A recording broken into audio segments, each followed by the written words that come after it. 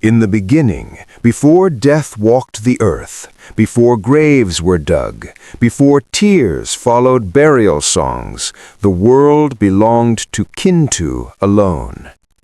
Kintu was the first man.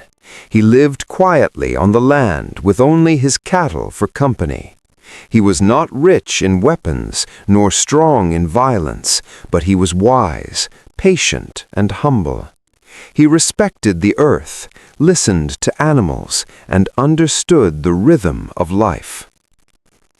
Far above the earth was the Sky Kingdom, ruled by Gulu, the great god of heaven. Gulu had many children, but among them were three who would shape the fate of humanity forever. Nambi, gentle and compassionate. Walumbe, restless, greedy, and destructive. Kaikuzi, powerful and fierce, the god of thunder. One day, as Nambi looked down from heaven, she saw Kintu tending his cattle with care. She was moved by his gentleness and descended to earth to meet him.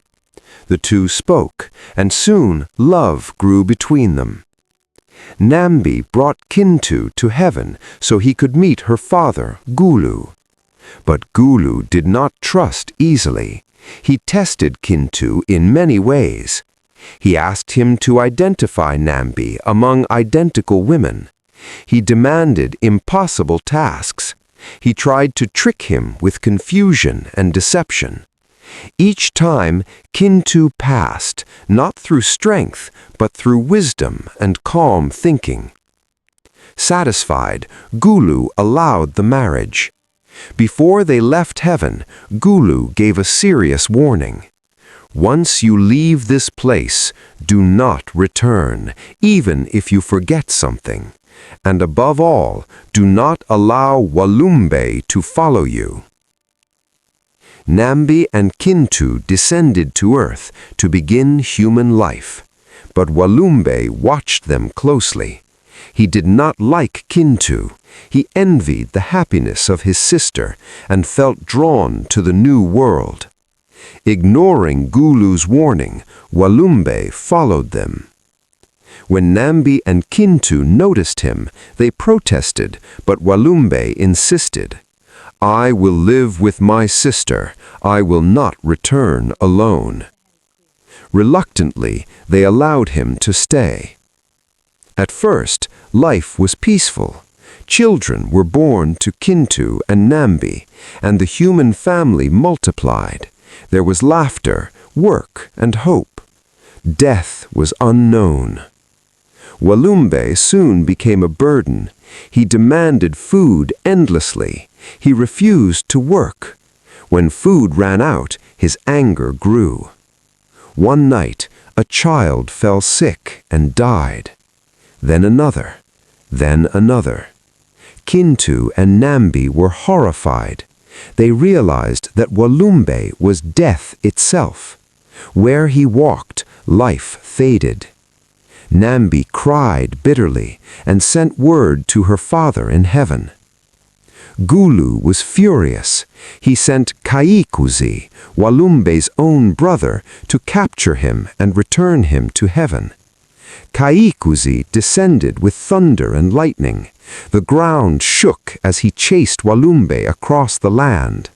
Walumbe fled in fear, digging deep into the earth to hide. Kaikuzi was close to capturing him, but humans, unaware of what was happening, made noise while digging and working, warning Walumbe of danger. Walumbe escaped deeper underground. Kaikuzi failed. Defeated, Kaikuzi returned to heaven. Walumbe remained beneath the earth, emerging whenever he wished. From that day onward, humans were born, humans lived, humans died.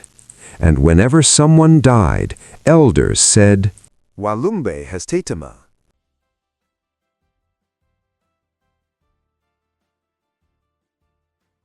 Long ago, in a powerful kingdom of the East, there ruled a king known for his wisdom, authority, and unchallenged command. At his side served a loyal wazir, a man of sharp intellect and unwavering devotion to the crown. The wazir had a daughter of remarkable beauty and intelligence, admired not only for her appearance, but for her calm mind and virtuous character. One day the king caught sight of the wazir's daughter during a visit to his minister's house. From that moment, his heart was seized by desire. The image of her lingered in his thoughts, and soon his admiration turned into longing. The king resolved that he must have her for himself. Summoning the wazir to court, the king spoke of his wish. Though loyal, the wazir was deeply troubled. He knew that giving his daughter to the king would place her in great danger, for the king was powerful, unpredictable, and accustomed to having his will obeyed. Yet refusal could mean disgrace or worse. Seeing the wazir's hesitation, the king became suspicious and angry. To test his loyalty, he commanded the wazir to bring his daughter to the palace. With a heavy heart, the wazir obeyed, but before sending her away, he warned her of the danger she faced. The wazir's daughter listened carefully. She was frightened, yet her mind was sharp and her spirit strong.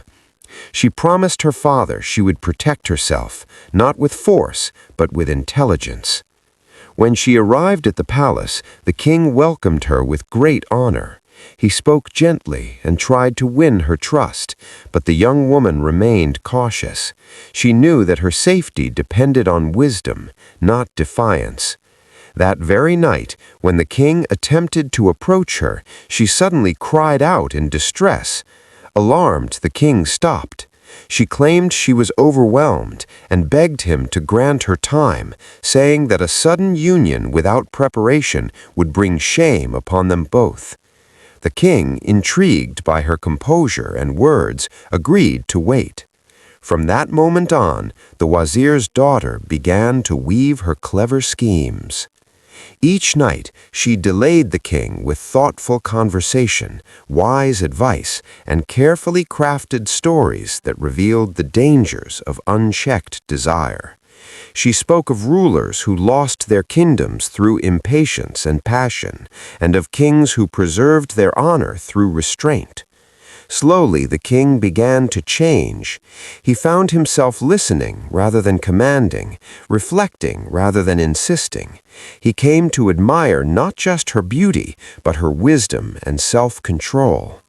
As days passed, the king realized something profound. His desire had been driven by impulse, not justice. The woman before him was not a possession, but a human being deserving of respect. Her intelligence had revealed his own weakness. Ashamed, the king summoned the wazir and confessed his fault. He praised the wazir's daughter for her wisdom and integrity, admitting that her clever conduct had saved him from dishonor. In gratitude, the king returned the young woman safely to her father. He rewarded the wazir generously and declared that his daughter would be free to choose her own future without fear. The wazir's daughter returned home unharmed, her reputation untouched, and her father's honor preserved. Her cleverness became known throughout the kingdom as an example of how wisdom can overcome power and how intelligence can protect where strength cannot.